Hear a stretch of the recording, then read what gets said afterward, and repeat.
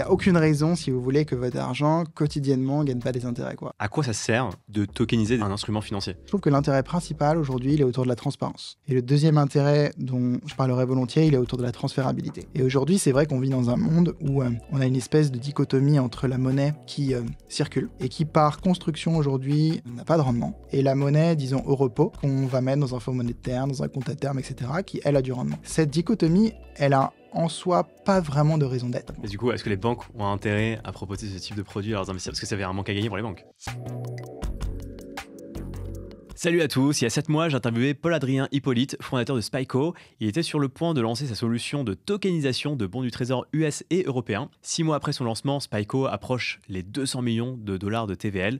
C'est un montant assez impressionnant et on va voir dans ce nouvel épisode quelle est la stratégie de Spyco pour devenir l'un des leaders de ce marché des real-world assets. Avant que l'épisode ne commence, n'oubliez pas de vous abonner à la chaîne et de liker la vidéo pour soutenir mon travail. Et c'est parti pour l'interview avec Paul-Adrien. Paul-Adrien, déjà, première question, comment Spyco a atteint une TVL de 200 millions aussi rapidement ? Ouais, écoute, merci beaucoup déjà de me recevoir à nouveau. Donc nous, on s'est lancé mi-2024, il y a un peu plus de 6 mois. Là, on est effectivement quasiment à 200 millions en dollars, euros, ça dépend quelle devise on regarde d'encours, quoi, dans nos produits. Donc ils sont, je le rappelle, un fonds monétaire euro, très vanillé à l'actif, investi en bons du trésor français, et un fonds monétaire dollar, là aussi très vanillé à l'actif, investi en bons du trésor américain. Le marché qu'on a attaqué, nous, c'est le marché du cash, quoi. Il y a un énorme pain point dans toute l'économie, que ce soit dans l'industrie Web3, que ce soit dans l'industrie, dans le monde normal, si tu veux, autour de la rémunération du cash. Et donc, on a attaqué ce marché avec des produits beaucoup plus transparents que les alternatives, qui rémunèrent très bien au niveau du taux sans risque. L'Ester, c'est souvent la référence en euros, le FFR en dollars, la trésorerie avec des intérêts tous les jours, de la liquidité tous les jours.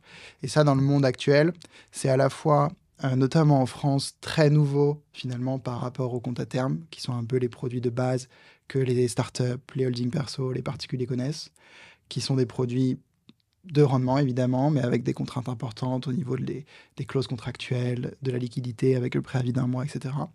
Et aussi dans l'univers du Web3 que toi et nos auditeurs connaissent bien, autour des stablecoins, qui se sont créés comme des formes de monnaie électronique tokenisées, qui utilisent des blockchains pour leur règlement livraison, mais qui n'ont pas de rendement natif, quoi. Ouais. Et nous, en tokenisant des fonds monétaires, on a précisément adresser ce problème-là, si bien qu'aujourd'hui, on a une clientèle assez diversifiée, principalement B2B quand même, en termes d'encours en tout cas. Plus donc de 500... des banques, des entreprises. Ouais, beaucoup des startups, associations, fondations, holdings personnels, des SCI également. Ouais. On gère du multi-compte, donc par exemple, un particulier qui a aussi son compte en perso, il peut avoir également sa holding, également sa SCI, parfois il a aussi une entité opérationnelle, sa startup, sa PME, etc. Et donc, on traite, si tu veux, les besoins de cash sur toutes les formes légales, toutes les formes juridiques que tu puisses imaginer, et avec une liquidité et une UX, si tu veux, de souscription qui est super compétitif par rapport à ça. Ouais, je me suis connecté à la plateforme. Alors, vous aussi, l'avantage, il y a plein d'acteurs sur ce marché-là, mais c'est que tu peux justement acheter des bons du trésor tokenisés à partir de 1000 euros, il me semble.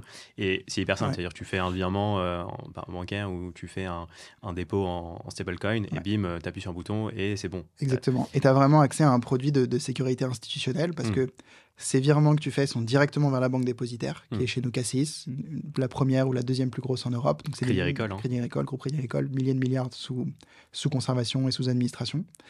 Ce qui est un service en fait complètement institutionnel, si tu veux, et donc difficile d'accès pour des startups, des particuliers, etc. en direct.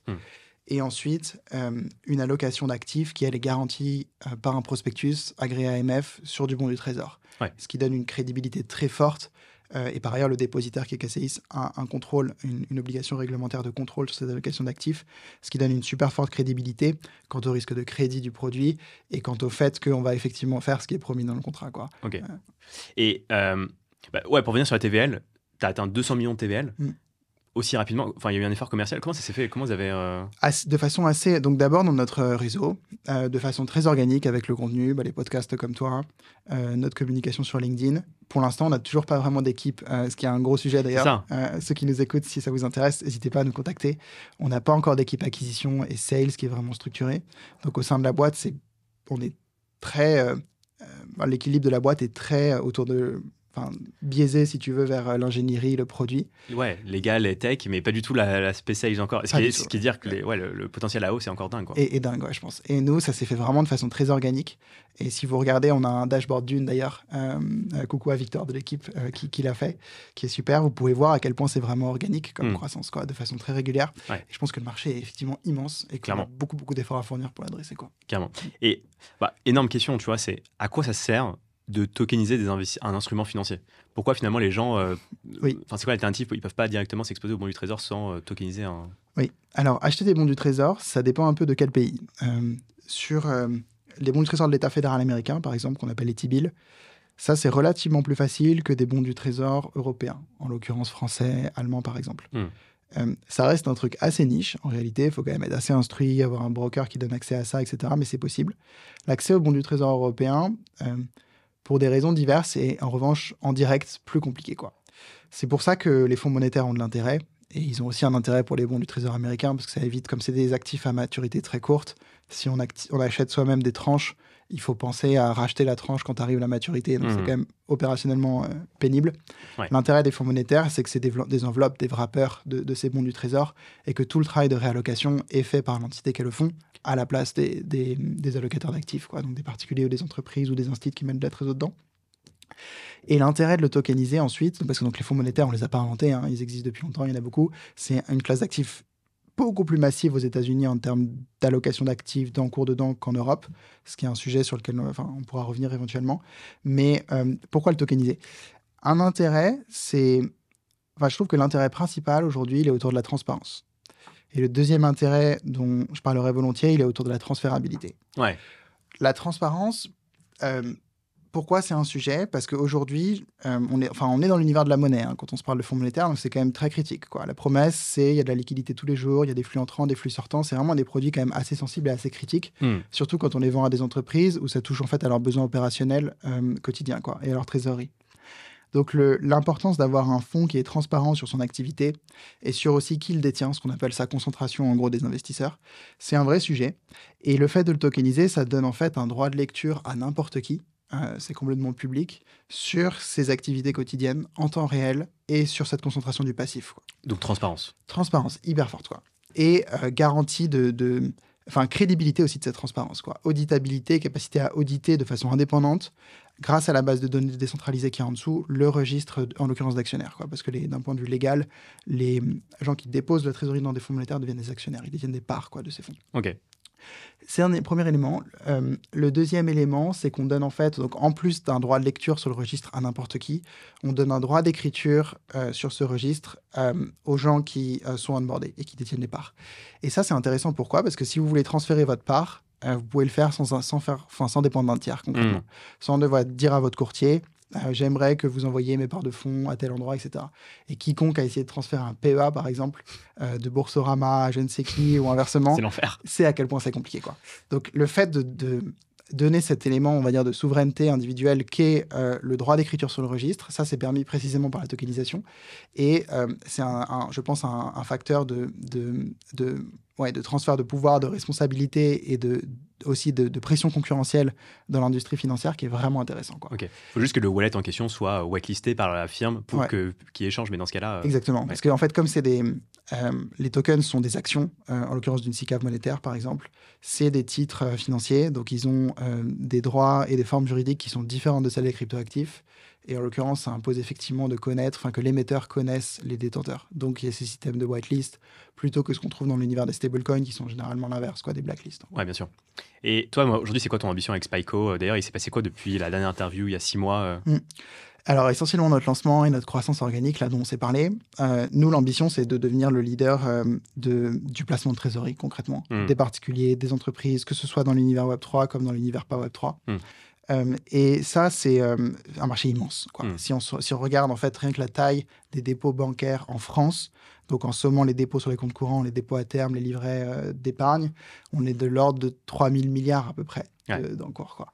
C'est un marché colossal. Avec beaucoup d'argent dormant. Énormément d'argent dormant, énormément de coûts d'opportunité que supportent en fait les gens qui laissent dormir cet argent dessus. Parce qu'il faut le répéter aussi aux gens, c'est-à-dire que cet argent dormant, finalement, c'est l'argent qui perd de la valeur chaque jour. Littéralement, quoi. Littéralement. Et il n'y a aucune raison, si vous voulez, que votre argent, quotidiennement, ne gagne pas des intérêts, quoi, et croisse en valeur. En tout cas, tant que les taux, ce qu'on appelle les taux sans risque, essentiellement les taux des banques centrales, restent positifs. On a connu une époque dans la zone euro où ils étaient négatifs, donc là, c'est un sujet potentiellement différent. Mais en tout cas, dans un monde, disons, normal, où ces taux sont positifs, il n'y a aucune raison que votre argent ne gagne pas des intérêts tous les jours, quoi. Ouais. Et ça, c'est la promesse des fonds monétaires.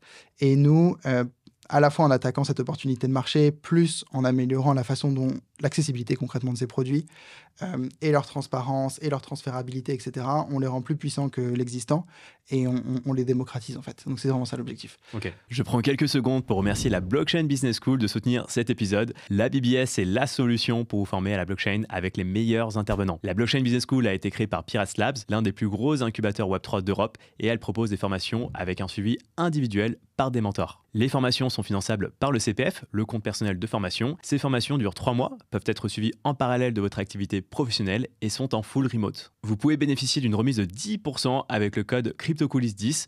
Je vous mets toutes les informations en description et c'est reparti pour l'épisode. Ensuite, il y a d'autres classes d'actifs. Il n'y a évidemment pas que l'univers du cash, des fonds monétaires. Ouais, j'allais venir parce que finalement, les bons monétaires, les bons du trader, c'était un moyen finalement de pénétrer ce marché.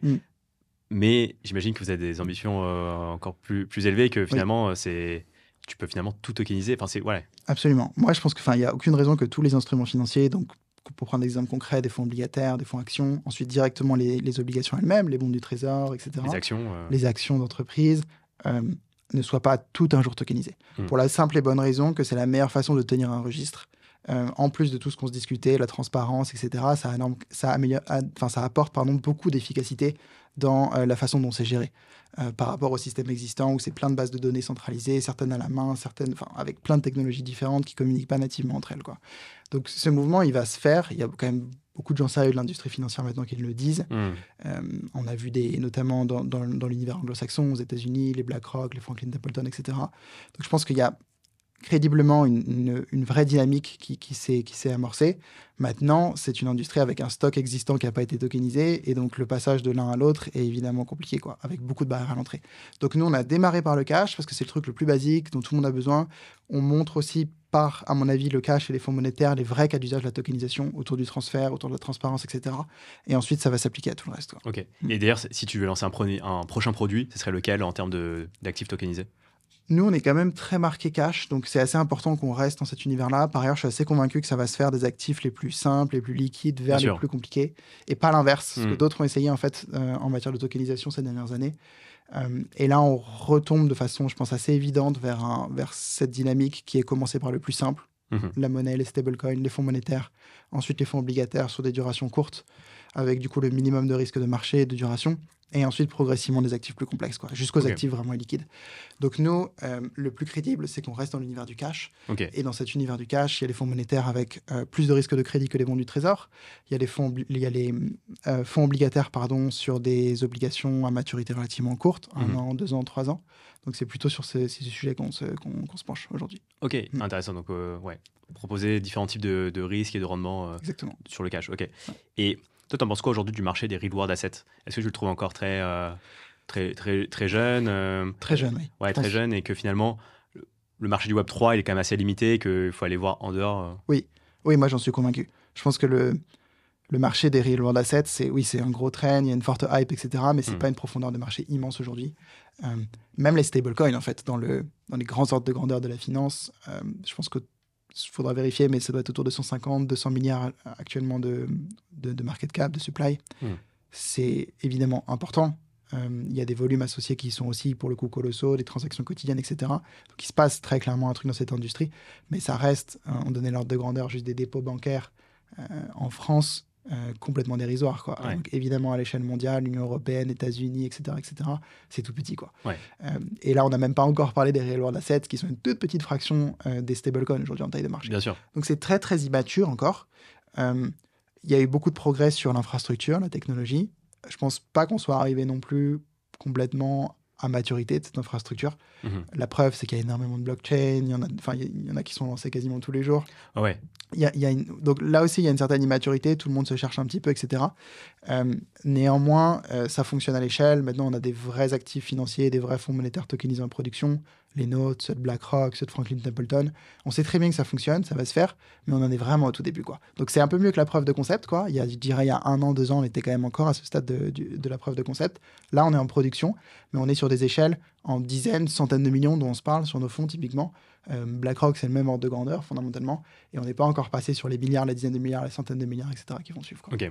Et tu penses qu'il faudrait avoir une DeFi un peu KYC, c'est-à-dire une DeFi sur laquelle les utilisateurs doivent s'authentifier avec leur identité pour qu'il y ait justement des reward assets qui débarquent sur cette DeFi-là et que tu puisses finalement, je sais pas, trader vraiment tout type d'actifs En fait, moi, je pense que, à mon avis, ces barrières-là, elles vont pas se faire au niveau des protocoles, elles vont se faire pour des raisons purement réglementaires d'ailleurs, au niveau des instruments eux-mêmes. Un real world asset, ça a un émetteur, ça a une juridiction et ça a du coup des règles, quoi. On le disait juste avant en l'occurrence chez nous, les tokens sont des actions de SICAV monétaires agréées par l'AMF, domiciliées en France. En France, le code monétaire et financier est hyper clair. Un émetteur n'a pas le droit d'avoir des détenteurs de ces instruments, que ce soit d'ailleurs des actions ou de la dette, anonymes. Ça implique d'avoir cette whitelist dont on parlait avant, donc de connaître les investisseurs. Ces restrictions-là, entre guillemets, qui sont aussi des protections pour les investisseurs, parce que ça rend ces actifs des actifs vraiment enregistrés, associés d'un point de vue légal à leurs propriétaires, à l'inverse des cryptoactifs.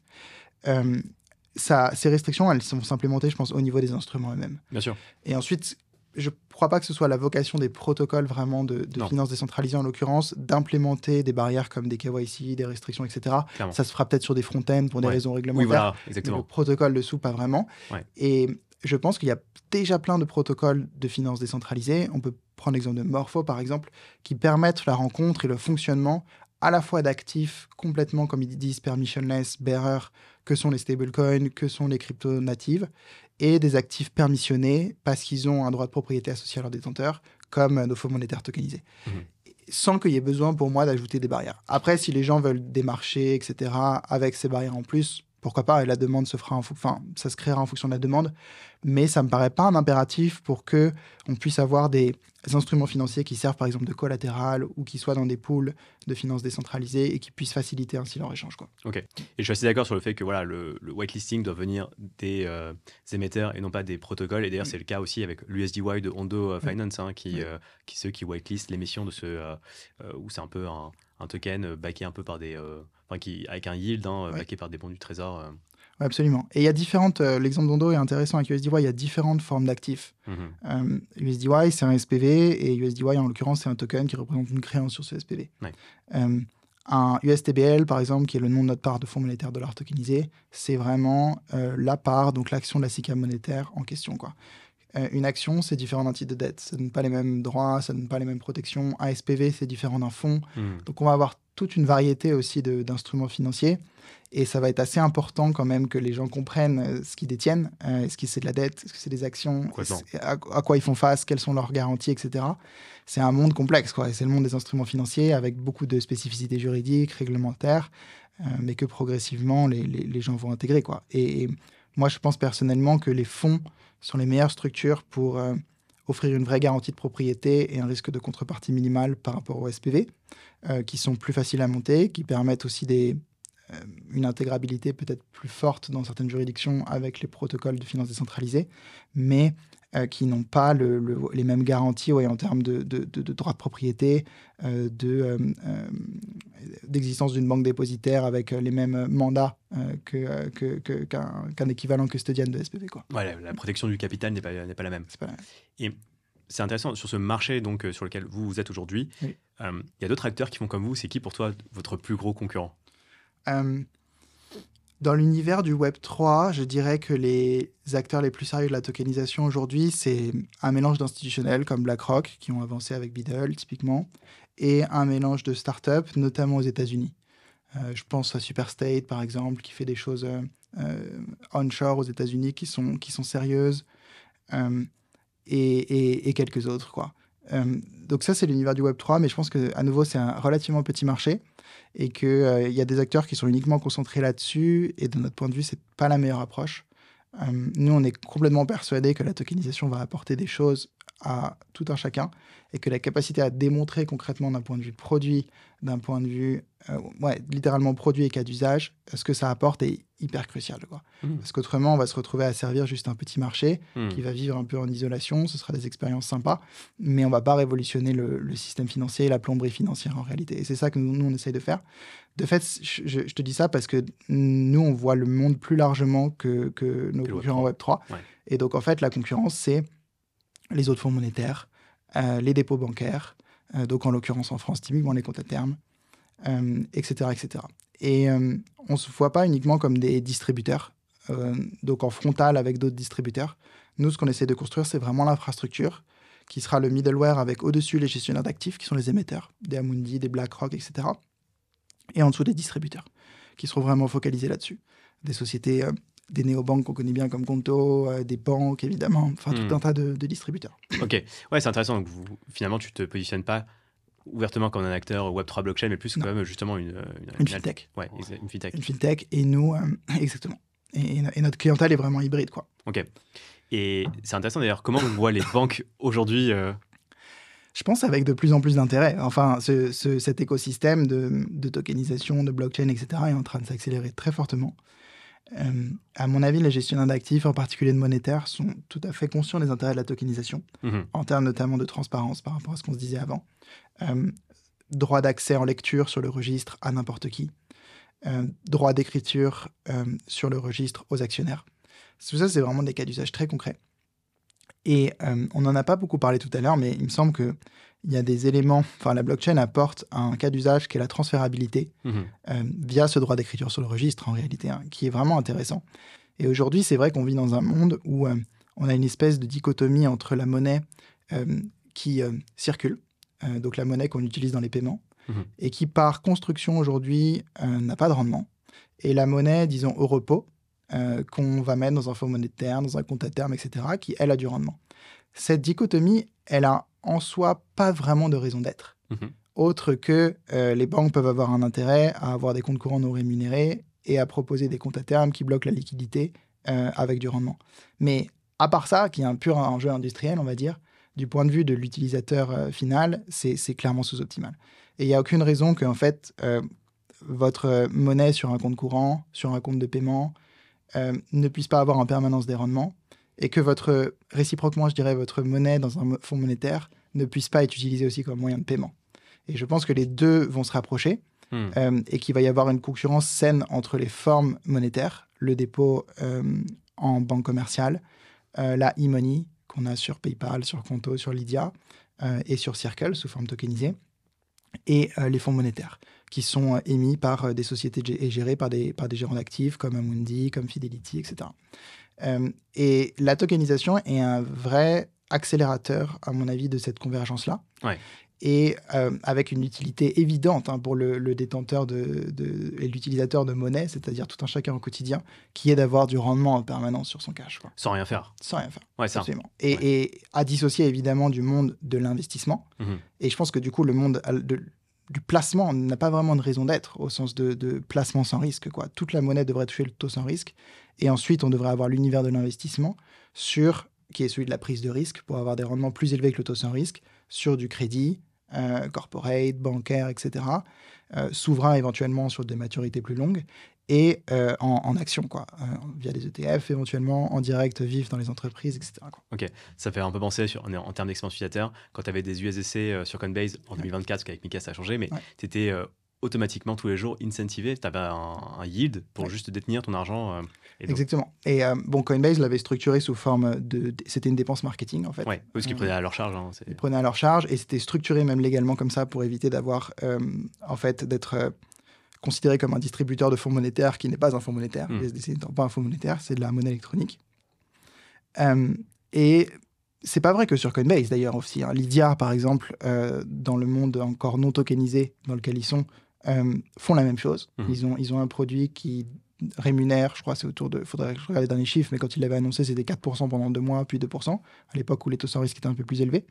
Aujourd'hui, ça a probablement diminué, mais bref, ils avaient le même système d'incentive de la monnaie sur la plateforme sous forme de dépenses marketing. Et tout le monde se cherche un peu dans cet univers-là, parce que c'est difficile à structurer, il y a beaucoup de problématiques réglementaires. Mais moi, je crois beaucoup au fait que les deux doivent littéralement fusionner et que ça ne devrait pas être structuré sous forme de dépenses marketing. Je dirais structurellement, la monnaie devrait rapporter le taux sans risque. Ouais. Et la monnaie, du point de vue des banques, rapporte déjà le taux sans risque. Ce qu'on appelle les réserves, c'est-à-dire la monnaie que les banques commerciales peuvent mettre à la banque centrale, avec le privilège d'avoir un compte à ces banques centrales. Elles touchent les STER, c'est pas exactement les STER, c'est le taux de rémunération de la facilité de dépôt, au jour le jour, overnight, comme on dit. Donc en permanence, concrètement. Et du coup, est-ce que les banques ont intérêt à proposer ce type de produit à leurs investisseurs? Parce que ça avait un manque à gagner pour les banques. Oui, c'est clair. Les banques vivent... En fait, le cœur du business bancaire, c'est l'interest margin, donc la différence entre les intérêts qui sont capables de générer à l'actif, que sont des prêts, des placements et les dépôts. Moins les dépôts sont rémunérés, évidemment, plus la net interest margin est importante. Donc c'est sûr qu'elles n'y ont pas intérêt. Néanmoins, après, c'est une pression concurrentielle qui doit s'exercer. Clairement. Et la convergence, pour moi, de ces formes de monnaie, que sont la e-money, les fonds monétaires, les dépôts en banque commerciale, vers un truc beaucoup plus semblable à un dépôt en banque centrale, en fait, va favoriser ça. Okay. C'est-à-dire cette pression sur la rémunération des dépôts. Et qui se traduira ensuite par des besoins au niveau des banques d'être juste plus efficientes sur leurs opérations pour dégager de la rentabilité au même niveau que ce qu'elles pouvaient dégager avant en rémunérant moins les dépôts, quoi. Ça marche. Et une dernière question, pour justement aller au bout de vos ambitions, vous avez prévu de relever des fonds, sachant que vous aviez levé, il me semble, 2 millions au tout début de Spyco. Est-ce que là, une nouvelle levée, que ce soit en equity et ou en token, est prévue Ouais, on a fait vraiment... Donc, on se présente vraiment comme une fintech, comme tu l'as dit tout à l'heure.